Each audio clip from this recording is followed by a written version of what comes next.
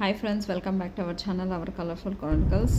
ఏ feel good day అని పెట్టాను కదండి. Why? Because I'm going to a special place. We're on the way to Madhapur.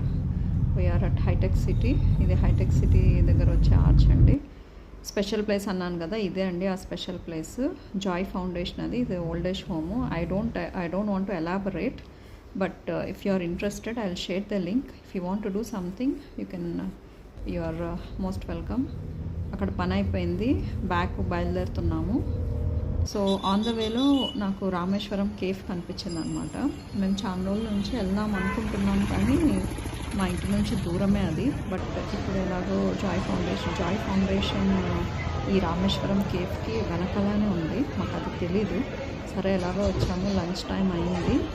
సరే ఏదైనా లైట్గా టిఫిన్ అలా ట్రై చేద్దామని మెయిన్గా కంచికి వెళ్ళాను, కానీ రామేశ్వరానికి రాలేదు. మా చిన్నోడైతే కెమెరాకి అలర్జెటిక్ అనమాట. వాడు ఒకటే గోల్, నీకేం పని లేదా, ఎప్పుడు రికార్డ్ చేస్తుంటామని.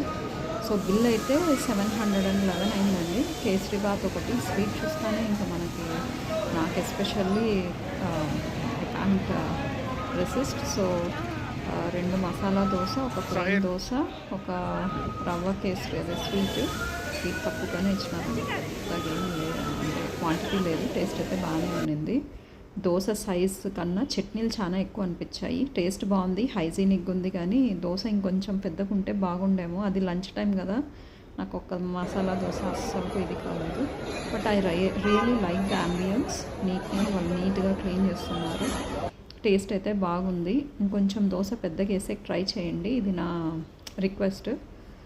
మా వానికి అదే పెద్దోడు మిస్. వాడు యాక్చువల్లీ స్కూల్ ఉండింది వానికి. చిన్నోడిని తీసుకొని కొన్ని డొనేట్ చేసేది ఉందన్నమాట, అందుకు వచ్చాను. నేను లింక్ షేర్ చేస్తానండి. జాయ్ ఫౌండేషన్ వాళ్ళు రియల్లీ ఏజ్డ్ వాళ్ళకి చాలా బాగా చేస్తున్నారు.